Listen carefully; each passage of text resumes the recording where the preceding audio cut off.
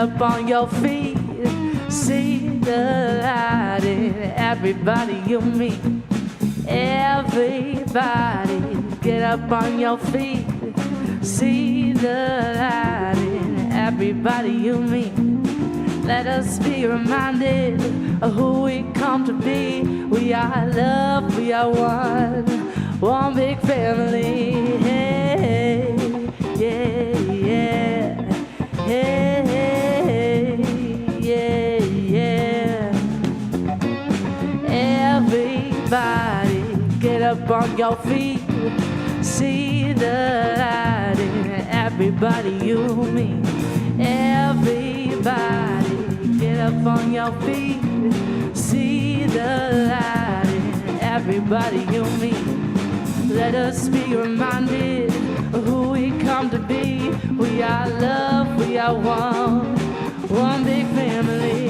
Hey, yeah, yeah, hey, yeah, yeah.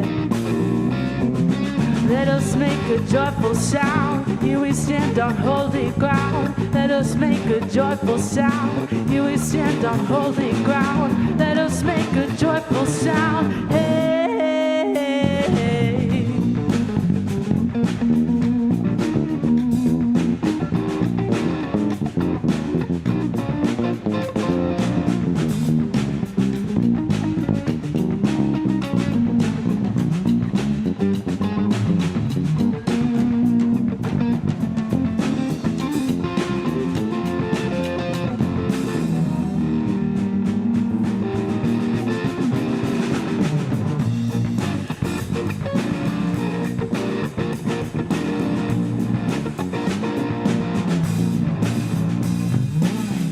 Everybody, get up on your feet. See the light in everybody you meet. Everybody, get up on your feet. See the light in everybody you meet. Let us be reminded of who we come to be. We are love, we are one big family. Hey, yeah.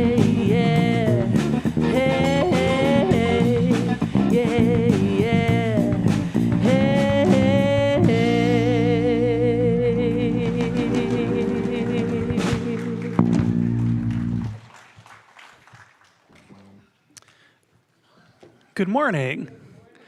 Welcome to the Center for Spiritual Living in Santa Rosa. I am Reverend Russ Laguerre, your assistant minister here at our beautiful community, and it's wonderful to be here today. And can we give some more love to our fabulous band, Sophia, Trey, Brett, and Nick? Thank you for being here, and welcome to our live stream viewers too. We are so grateful that you're joining us wherever you are coming from. And if you have any questions about what is happening and going on here at our community, we have a website, CSLSR.org. And on that website, you'll find our monthly bulletin.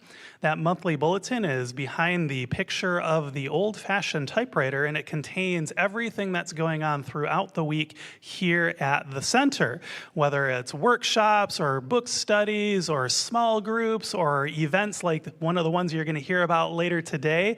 We've got lots going on, so it's a good way to stay plugged in.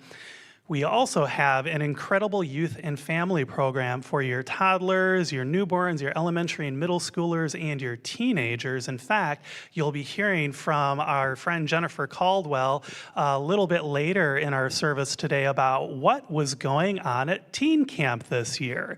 So I'm really excited to hear about all the good stuff that was happening there. And if you'd like to support our youth program through volunteering, or if you have children that you'd like to get plugged in, you can talk to Jennifer after our service or send her an email to youth@cslsr.org. One of the other really important parts of our community is spiritual education. In fact, it's one of the pillars of our community. And because it's so important, we've put together a education catalog that has all of the classes that we're offering from now until the end of the year. And you can find that catalog both on our website behind the picture of the education catalog, and you can find it at our info desk. And we have so many classes coming up. I know there's something for you. So if you'd like to dive into your spiritual education and grow a little bit more on your own spiritual path, that's a wonderful way to get connected. And you can talk to me after service as well. We offer scholarships for some of our classes as well, and I can help you to get plugged into that.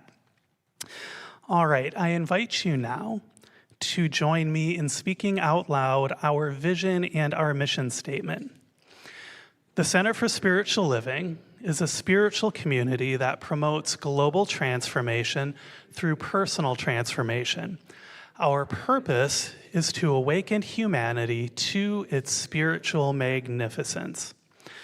We are motivated by a compelling global vision that inspires us to bring the gifts of compassion, integrity, and loving kindness to the world through our programs and teaching. Together, we are helping create a world that works for everyone. And part of this global vision states that we envision a world in which we live and grow as one global family that respects and honors the interconnectedness of all life, a world where this kinship with all life prospers and connects through the guidance of spiritual wisdom and experience. And we follow this vision through the 5 core spiritual practices of our teaching. Would you please read those out loud with me? Spiritual study, affirmative prayer, meditation, selfless service, and spiritual circulation. So we'd now like to extend a very warm welcome to our first-time visitors. First-time visitors, would you please stand as you're able or raise your hand and remain standing and keep your hand up. We would love to bring you a flower and a welcome packet as a token of our gratitude for you being here today.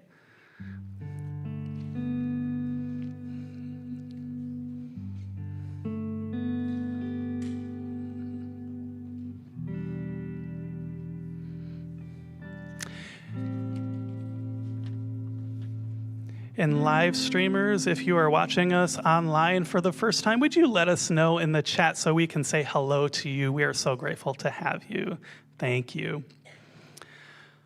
So I know that somewhere between the music, the meditation, the prayer, the practices, and Reverend Tara's message today is exactly what you need to experience for the next step of your spiritual journey. Please know you are welcome here. Now, sit back, relax, and enjoy some music before a short time of silent contemplation and prayer.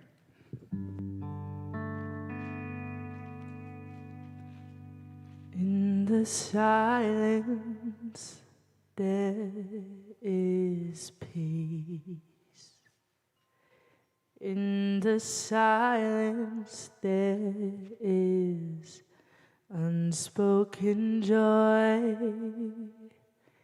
In the silence, there's release from a world filled with chaos and noise. So I wake to these precious moments when I hear all that could never be said, and right here in this holy silence I find God, I find myself.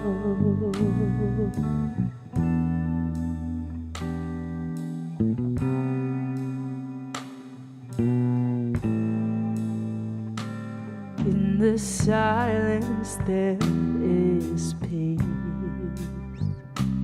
In the silence there is unspoken joy. In the silence there's release from a world filled with chaos and noise. So I wait to these precious moments when I hear all that could never be said right here in this holy silence. I find God. I find God. I find myself.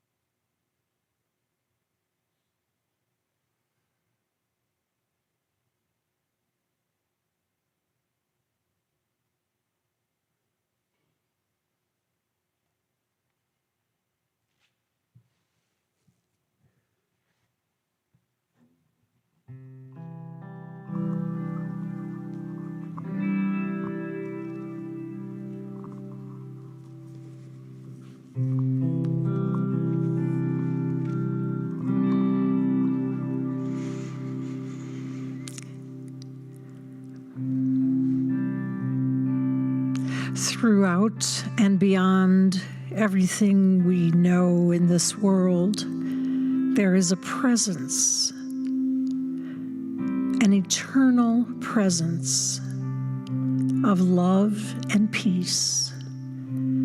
Just as the blue sky is always there, whether or not clouds pass to temporarily cover it. So this power of love and peace and joy is always present, whatever the circumstances of our lives may be.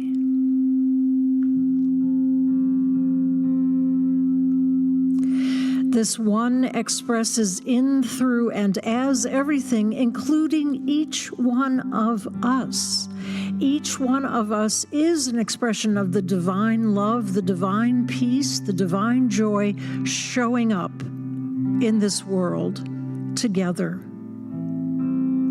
And so it is as we come together today in this service of celebration, we have the opportunity to remember this one, to recognize its presence, to glorify its presence, to amplify its presence by remembering that each one of us is part of it. So for the way that the service today reminds us of our own divine nature, of the divine nature in every person, everything, every being that we meet, for this, I am grateful, and I am grateful for the perfection with which this service unfolds this day. And it is with a sense of gratitude that I simply release this word by saying, and so it is.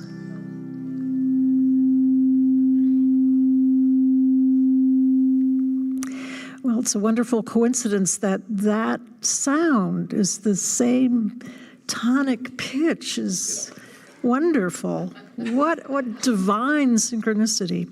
So good morning. I'm Joyce DeFalla, minister here at the center, and I invite you to join me in reading today's affirmation. I embrace imperfection and accept all of myself.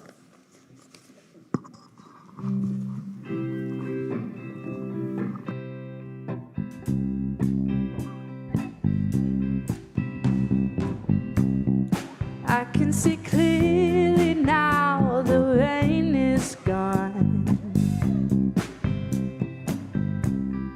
I can see all obstacles in my way. Gone are the dark clouds that hide me blind. It's gonna be a bright, sunshiny day. It's gonna be a bright, sunshiny day. I think I can make it now, the pain is gone. All of the bad feelings have disappeared. Here is the rainbow I've been praying for. It's gonna be a bright,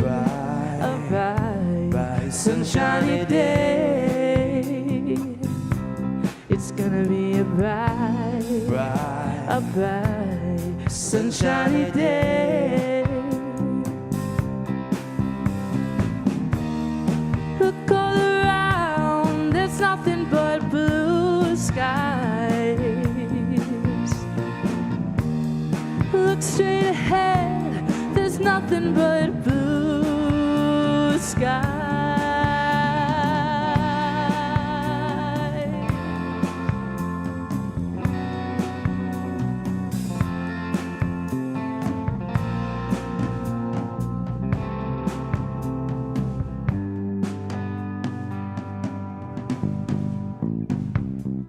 I can see clearly now, the rain is gone. I can see all obstacles in my way. Gone are the dark clouds that hide me blind. It's gonna be a bright, sunshiny day. Hey, it's gonna be a bright, sunshiny day. It's gonna be a bright, sunshiny day. It's gonna be a bright, sunshiny day.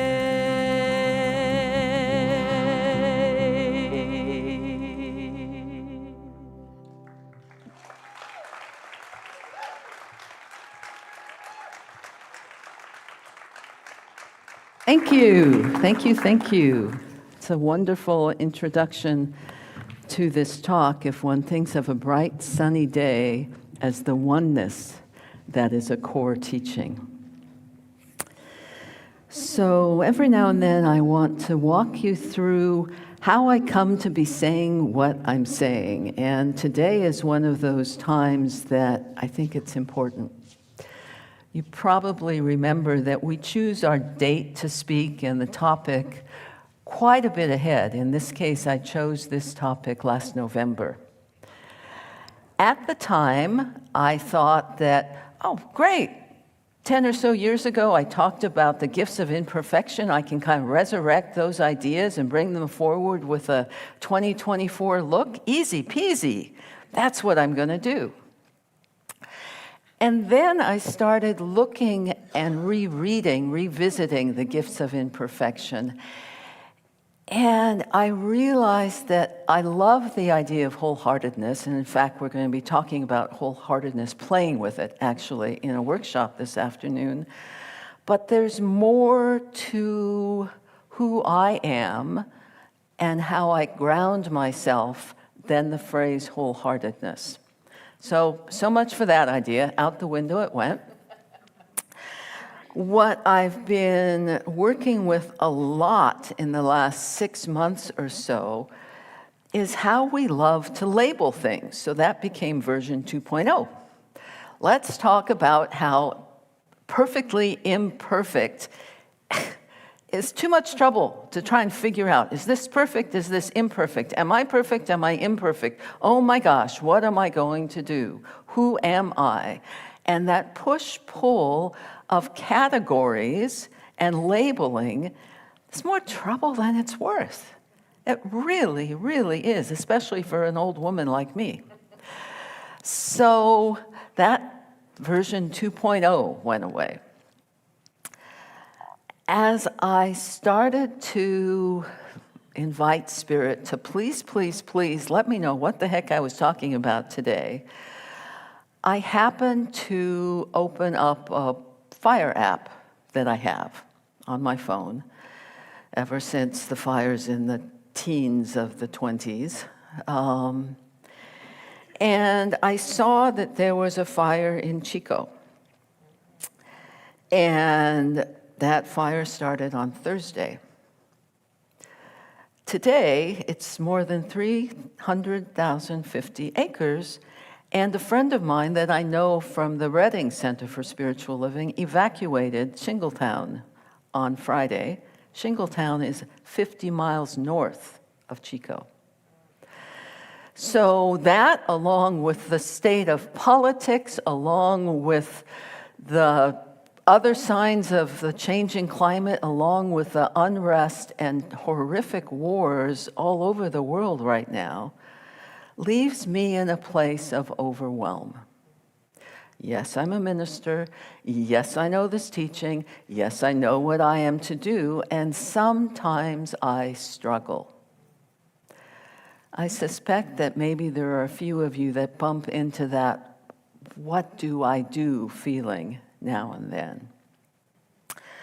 So that's what I'm going to talk about today, and share with you some of the ways that I move through that sense of overwhelm without going into everything's fine or nothing's happening. I don't acknowledge any of that, but to find a sweet spot where my truth is alive and has meaning for me.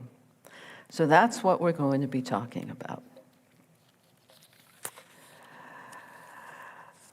I'm going to start with a fabulous quote from our founder of Science of Mind, Ernest Holmes, that points to why he believed that labeling was a waste of time. I've shortened it because he goes on, as Ernest tends to do. We try to divide the indivisible. We are never successful. We think there is fear, and we think there is faith. And we think there is a hard and an easy and an affirmation and a denial. We sweat blood contending against an adversary who has no existence outside our own imagination. Those labels. Why? Because we are dealing with pairs of opposites, good and bad, heaven and hell, big and little, right and wrong, righteous and unrighteous, spiritual and material, absolute and relative. There is a superior wisdom, a dual unity, which is the matter of spirit. Not matter and spirit, but the way in which spirit expresses in matter, in each one of us, in the oneness, the allness that is. So, rather than deal with all the frustration and the, is this enough? Is this not enough? Am I doing the right thing? Am I doing the wrong thing? Am I praying well enough? Is this not a good enough prayer? All of that stuff, I let it go, because figuring out what's perfect, in quotes, and what's imperfect, in quotes, doesn't really help me at all. It just gives me something to have running through my mind for minutes, or sometimes over the course of a week, hours. I invite you to consider getting rid of the labels, because they're filters. They're ways in which you separate yourself and describe something and put it in a box. And from then on, this is only outrageously awesome. And you don't see all of it. Or this is so catastrophic. And you still don't see all of it. You're not present. You're looking through a filter. So, as usual, I'm tossing out the topic for today. I'm not dealing with perfectly imperfect, at least not directly. Those of you who know me are not surprised. So that's the first thing that I do in trying to figure out, how do I ground myself in this messy world, in what I see almost everywhere I look, until I look at better things. Second thing I do is I remember that our teaching is paradoxical. We remember in every moment that God is all there is, Spirit, the divine, is all there is, and that means that everything is good. Because how in heavenly days could God create anything bad? And for those of you who are not yet much studied in this teaching, we know that bad, in quotes, arises because of our misunderstandings and our mistakes about how things are, our illusions, our labels even. So here I am trying to remember that God is all that is. That means everything is good. And my heart fears for my grandkids who are going to be alive in 50 years. And what will their world be like? I can't simply say, it's all good, it's all good. I know God is all good, and so how I'm feeling right now doesn't matter. Maybe that works for you. It does not work for me. So what I find myself doing is I work to both be with the truth and to know that the feelings in my heart are important. Sometimes our founder gets a little harsh and dogmatic. I'm going to share what he has to say about knowing the truth, and then I'm going to walk us into a place that's not quite so, well, you'll hear it. Stay with the one and never deviate from it. Never leave it for a moment. Nothing else can equal this attitude. That's basically good. Here's the part that is a little bit harsh in my mind. To desert the truth in the hour of need is to prove that we do not know the truth. When things look the worst, that is the supreme moment to demonstrate to ourselves that there are no obstructions to the operation of truth. The person who can throw himself with a complete abandon into that limitless sea of receptivity, having cut loose from all apparent moorings, is the one who will always receive the greatest good. He's actually right, but I can't walk that particular way with truth, because embedded in it is that part that I've been reflecting on already. If you're not doing it this way, you're not any good.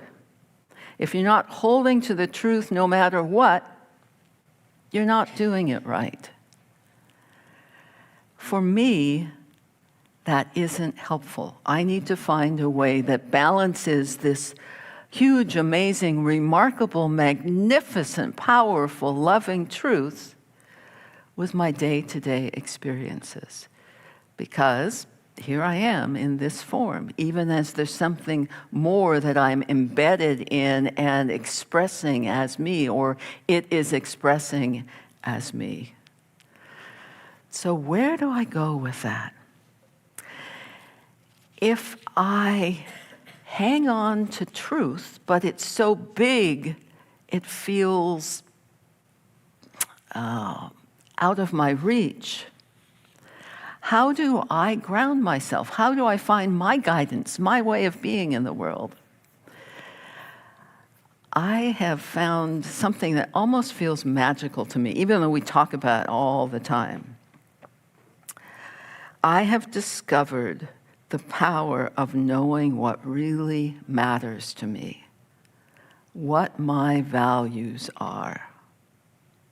I hope that each of you, if you were asked by a friend or a family member, what matters to you? You would have some sense of what those values are. Because that is what I cling to. Not the big, huge T for truth, but what matters to me and how can I be more of that? So, when I'm in this quandary of, oh, my goodness, I breathe some more, and first off, I allow myself to experience whatever it is, whatever feelings are bubbling up. I don't try and be spiritual and say, oh, well, I can't be sad because God is good, and so therefore, all is good. All is good. Because we are this incredible paradox of spirit, eternal, ever-present, powerful, everywhere, and living in this particular form for the blink of an eye in the sense of eternity. How do we integrate that? First off, I acknowledge it. I'm feeling really upset that there's a huge fire in Chico, because I've had experiences of fires, as have most of us, and it's not good. But then I don't stay in that. And how I move through it is to come into my inner stillness. I breathe again. I offer affirmative prayer. And I settle into my values. For me in this moment, they're ahimsa, community, and presence.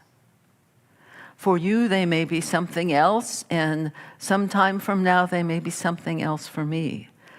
But I think each of us needs that human-sized, even though much more than that, way of connecting with spirit. I'll give you an example of how remarkable having that awareness has been for me. I mentioned one of my values is ahimsa. That's a fancy word for not harming, one that Gandhi popularized in his liberation independence movement in India. And so for the last several months, since the beginning of the year most likely, I've been in my morning practice often using ahimsa as my mantra, and not just speaking it in my head up here, but feeling into, not harming, in word, in thought, in deed.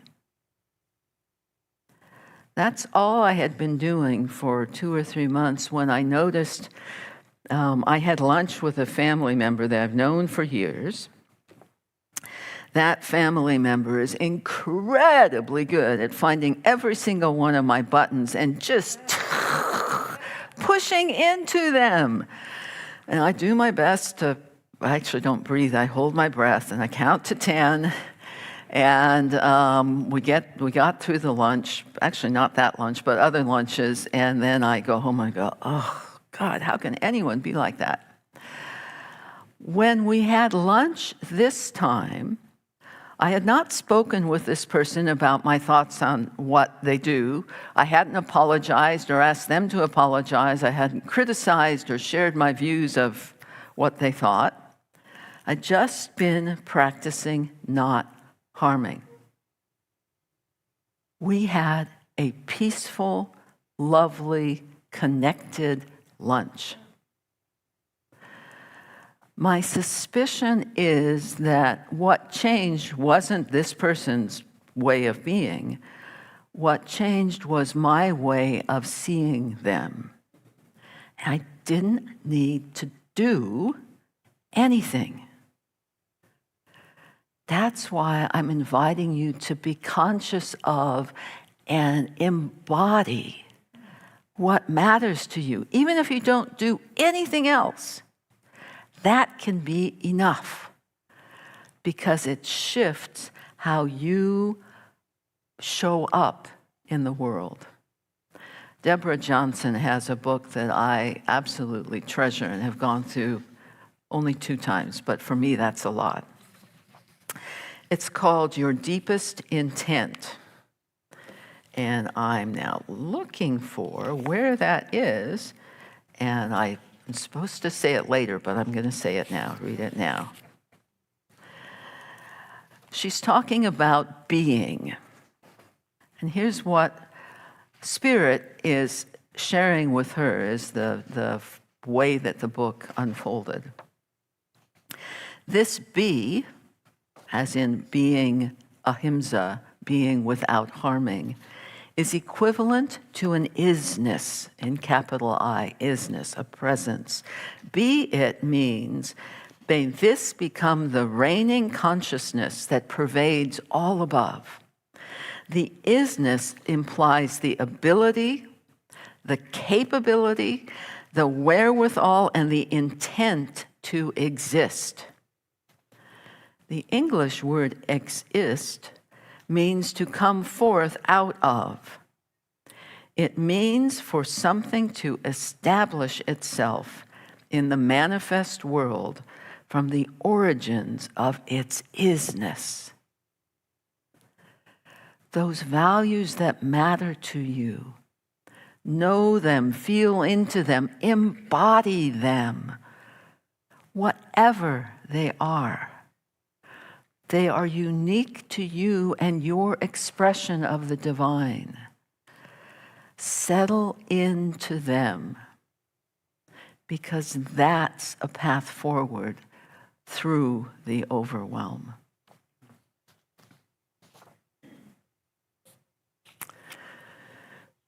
So I've shared some of the tools. I want to now review what I do when faced with something like the ongoing conflict in the Middle East.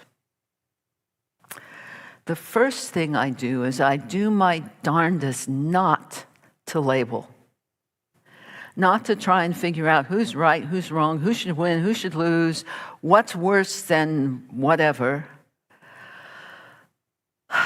but simply be with what is going on in the Middle East.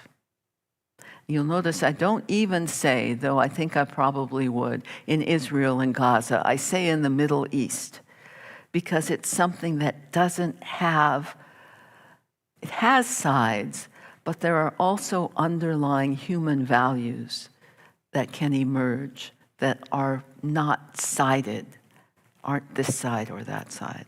So I start with being with what is. Then I breathe. I allow this human form, human experience, to have its say. I may weep, I may yell, I may hoot for joy, I may do a variety of different things, which are what is going on in me. But I don't stay there overly long. And I make sure that if I'm using words to try and express how I'm feeling, that I don't get so caught up in the drama of the words that they carry me off somewhere, that I'm suddenly way outside myself, because I want to come to and be who I am, be centered, be grounded. So after I've done whatever I need to do to express myself, I breathe again, because that breathing reminds me of my center. There is that within me, as was so beautifully performed, sung before our meditation and prayer, that which in me, which is always available, always present, always grace and power and peace. As I move into that place, that's where I bring forward the feelings and values that matter to me. And even there, I don't stay there. There's a what would I call it?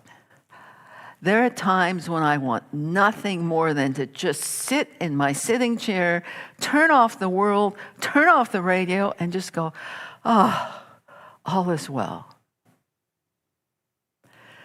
That's the same as when Spirit requires that I not feel into things, which isn't true. Sometimes the human form doesn't want to deal with any of that stuff either. So I don't just stay in that stillness. I invite Spirit in prayer to let me know if there is something that is mine to do. In the case of my now wonderful family member, nope. I just needed to embody the value, really get it, really intend to be in nonviolence. And it rippled out. For this particular instance, I sat and I asked, and one of the things that came forward was, you're going to talk about this on Sunday. Because people need to know how to live in this wondrous God is all there is and be in human experience and not lose our way. And I imagine there is not a human being on this planet, I was going to say, except maybe someone who's a recluse up in the Himalayas, but I'm not even sure that's true. There is not a human being on this planet that doesn't from time to time wonder what the heck is going on and what to do. That's not a bad thing. Your goal is not to be perfectly imperfect. Your goal is not to be perfectly spiritual. Your goal is to be who you are. And to know, not to believe, well, I think that's true, but to know you are doing the best you can, and that's enough. Let me say that again. You, each of us, you and I, are doing the best we can. And that's enough. I can hear the thoughts bouncing off the walls all over the place. Are you kidding me, Tara? This has to happen, and this has to change, and this is da-da-da-da-da-da-da.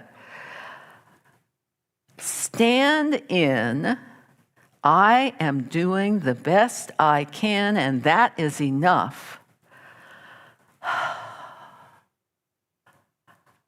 You are relaxing, you are coming to center, and without all that noisy haranguing and judging and criticizing, you may hear something that is yours to do.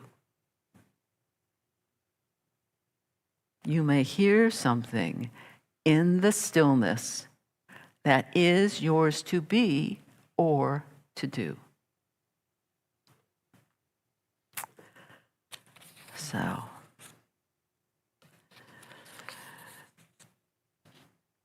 this has been a fairly intense talk, I think. Not as many of my usual chuckles in the room. And I think in part that reflects that this is a challenging time. And that each of us is looking to sort out what to do, what to be in the face of all of this. I invite you, as the very first thing you do, even before prayer, to go within and explore what matters to you. It is absolutely essential. absolutely essential. Despite all of the stuff going on in this nation, there are values that we all share. Despite all things going on overseas, there are values that are common. For we are one life. We truly are. And each of us is doing the best we can. So I'm going to close with a poem that will lead us into prayer. It's written by a woman in her 30s who has been described as a female Rumi. The title is Awakening is Messy. Awakening is messy. You don't transcend into some paradisical, elitist inner garden. It doesn't perfect you.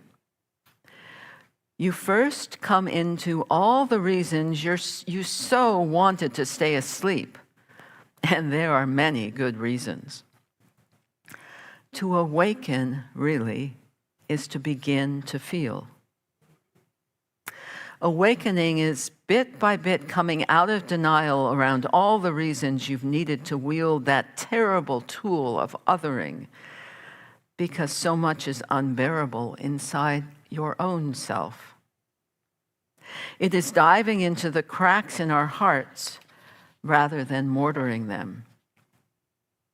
It does not look like being perfectly empowered, seamlessly composed. It's to commit with all your heart to no longer take out your helplessness on anyone else. Awakening has nothing to do with stern, stoic spirituality.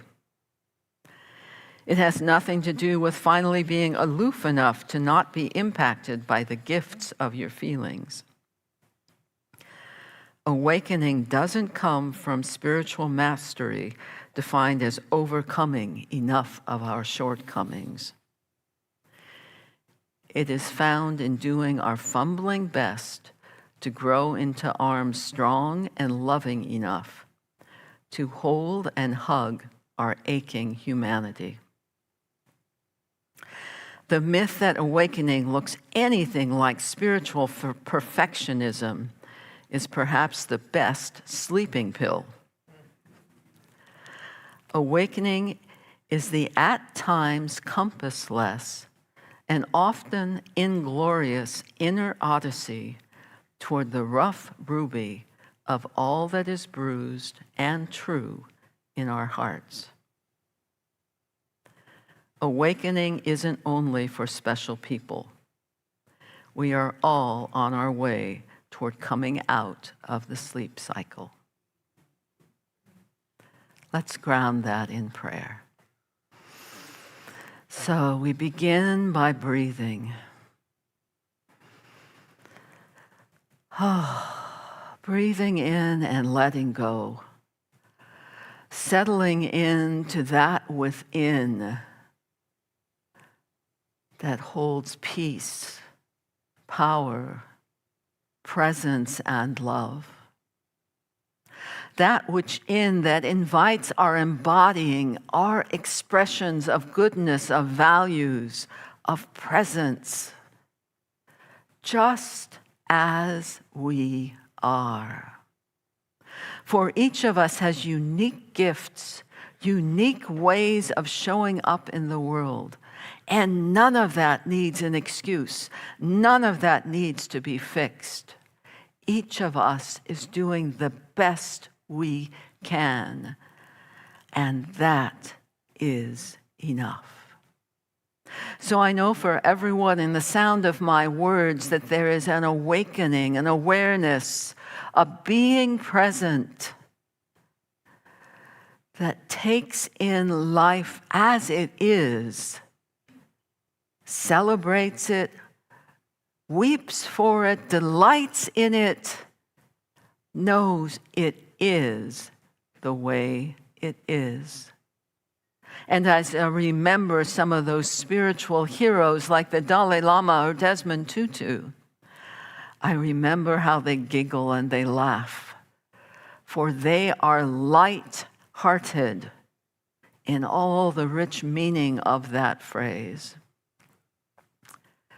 And so, recognizing that each of us holds that light within us, that it shines ever more brightly and clearly in guidance, in love, in radiance,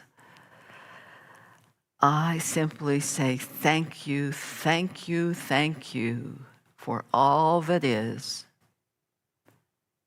Having spoken this word, I let it be. And together we say, and so it is. Thank you.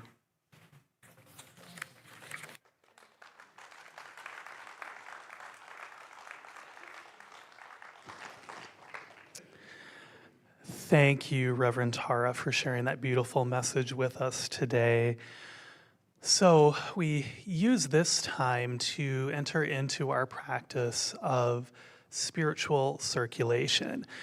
And I want to invite us into our offering ritual before we talk about ways that you may give financially if you choose to give financially. So if it feels comfortable, go ahead and place your hand on your heart and call to mind the gifts that you share with the world, whether they're financial, your volunteering, or just your positive regard for life itself. And I invite you to repeat after me. I bless my gifts. I send them forth to heal and prosper. They do amazing work in the world. And so it is. If you'd like to give financially, we have a number of ways that you can share your love with the center. We have a website on cslsr.org/donate. You can give online. We also have text to give. I use it myself. It's very fast and easy. I will leave that number up there if you want to try it out yourself.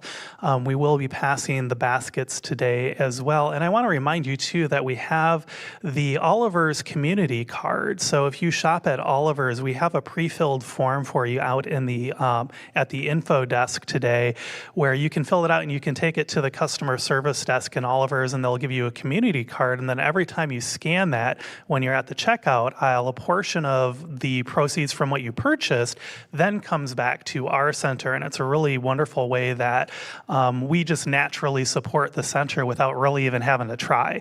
And I love that. So that's available to you. And we also have auto giving. If you are the kind of person who just likes to know that your committed giving is there and it's happening and it's ongoing, you don't have to think about it too much, that's available at the info desk as well.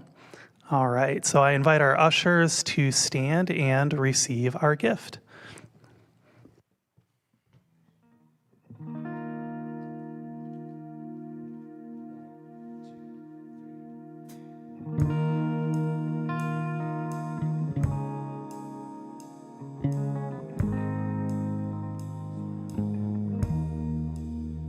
Give me your tire, you pouring hard on masses, learning to breathe free.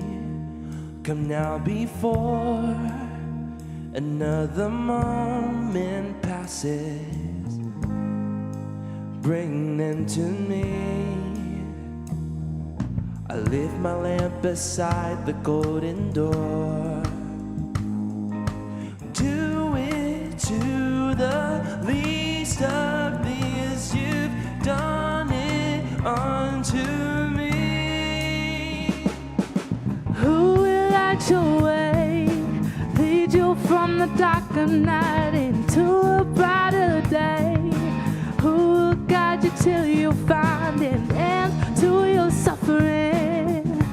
Look no further, it is I.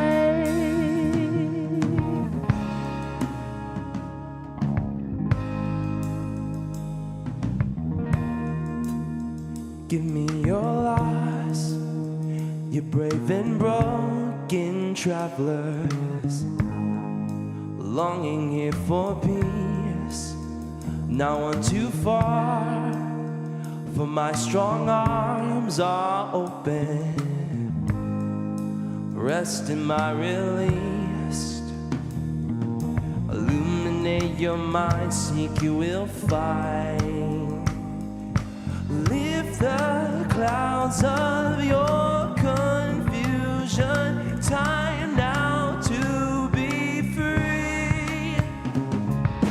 Who will light your way, lead you from the dark of night into a brighter day? Who will guide you till you find an end to your suffering? Look no further, it is I. From the fire of freedom lies a world wide. Welcome, taste and see. Your exile is over, you are home. Come to me.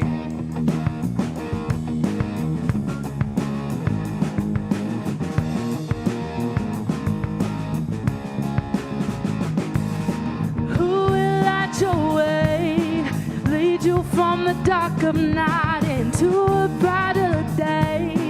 Who will guide you till you find an end to your suffering? Look no further, it is I.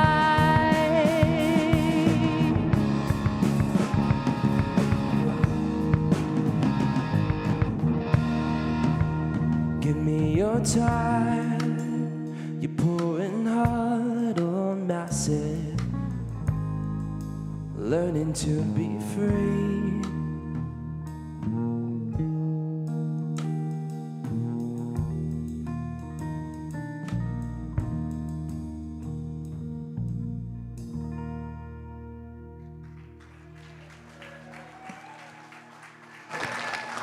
Soph and Trey, everyone, thank you for all of the gifts that you share. We truly are able to do all that we are able to do because of you. I'd like to invite my good friend Jennifer Caldwell up now to tell us all about Teen Camp.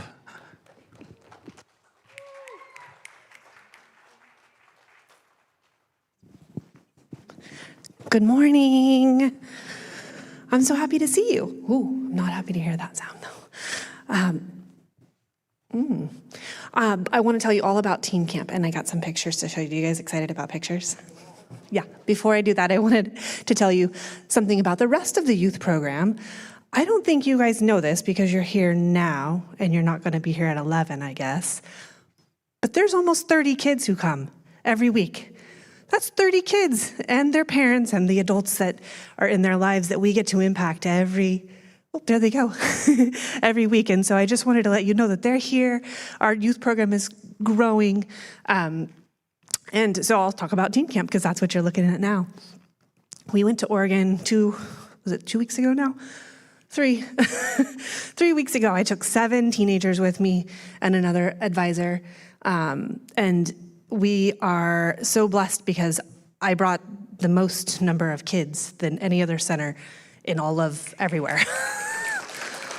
Yeah, it's pretty impressive. We made up about 1/10 of the camp, just us. So that was really wonderful. And the kids all just had such an amazing time. We had over 10 workshops, which were 10 classes essentially for them to do some interpersonal spiritual growth.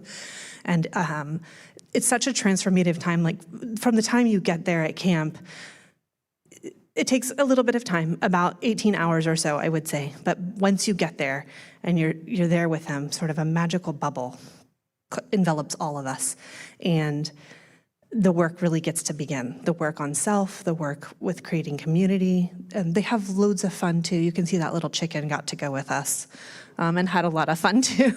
But they all have an opportunity to work on themselves in a way that isn't really available, I would say, to teenagers in any other place. And so it's really wonderful that they get to do that there and in the safety of friends. And they made more friends. There were people all the way from Rhode Island and Dallas.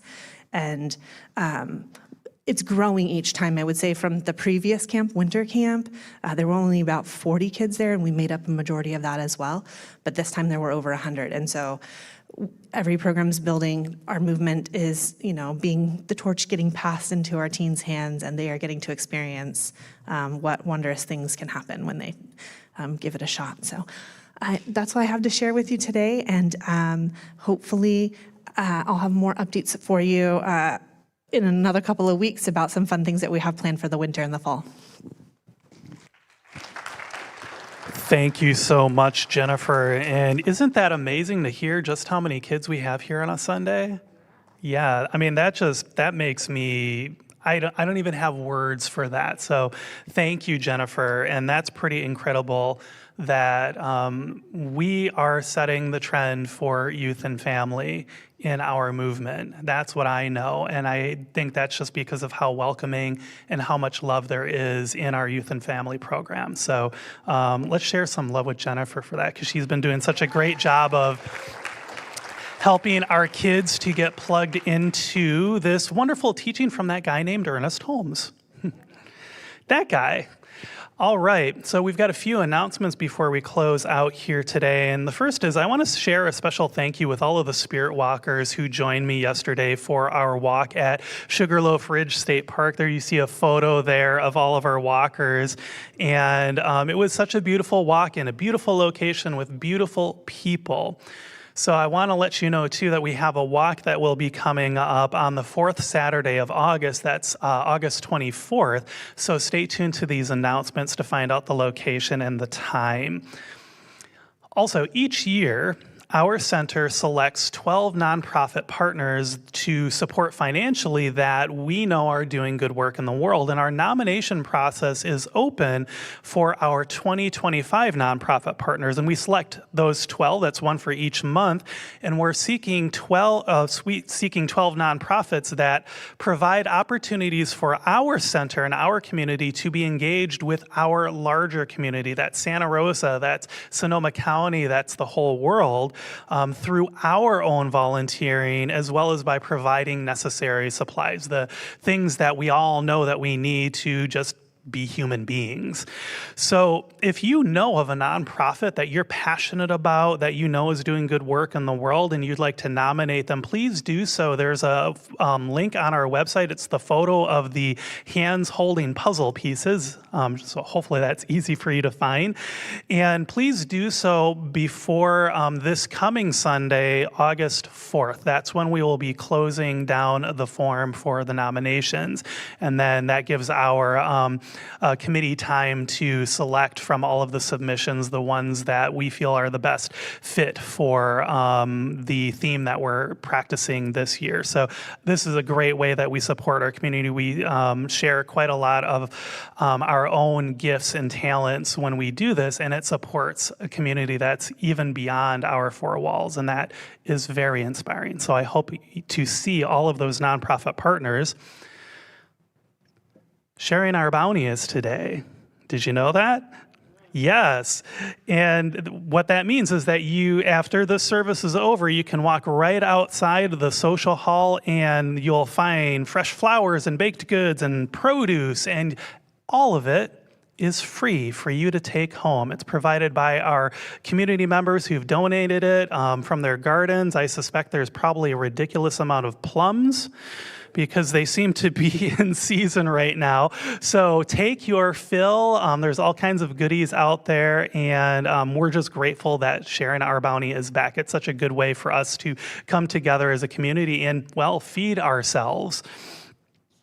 Oh, and by the way, everything is free. I mentioned that, right? Okay.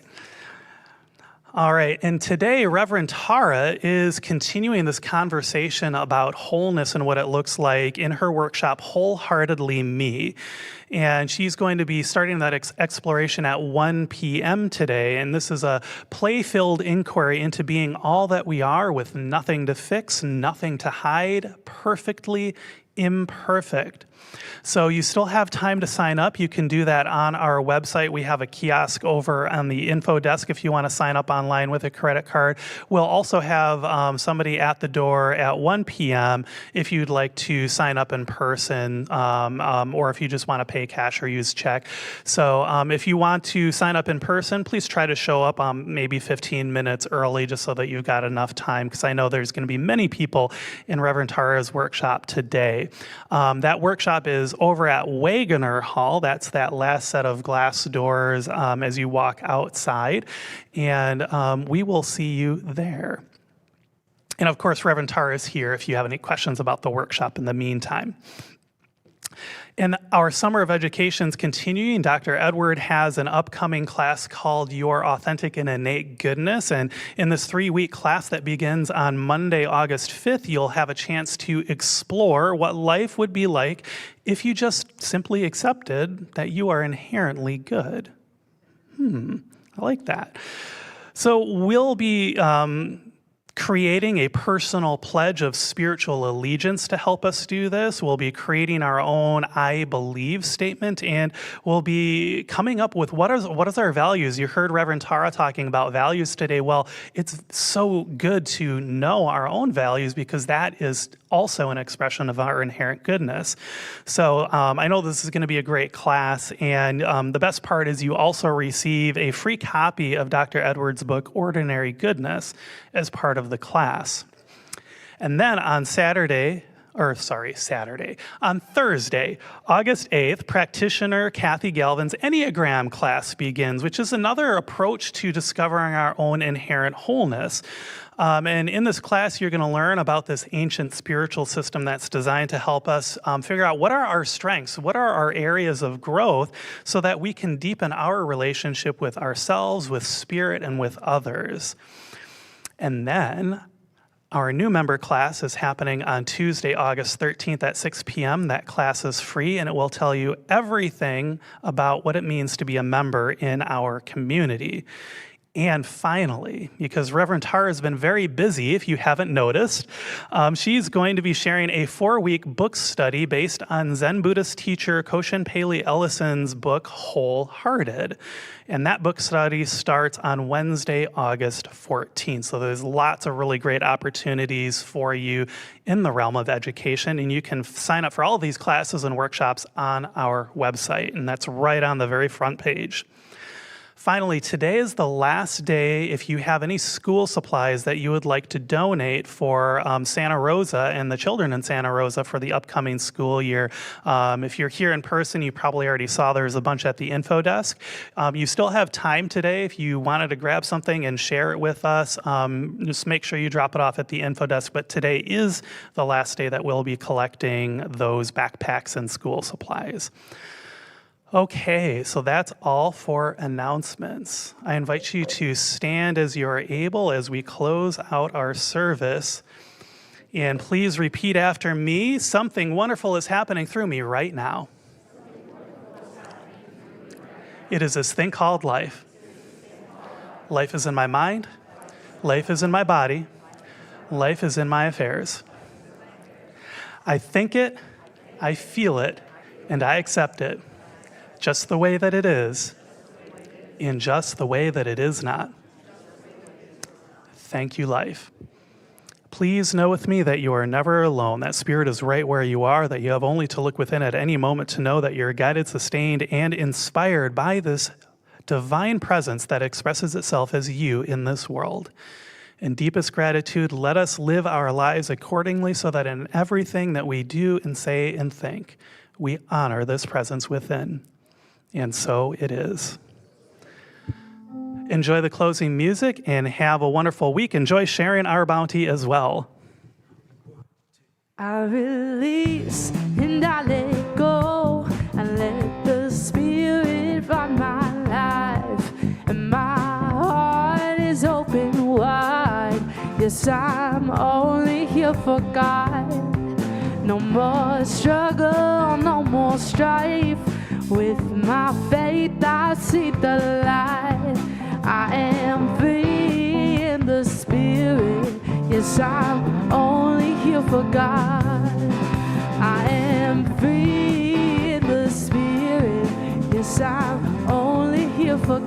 inside. I am free in the spirit. Yes, I'm only here for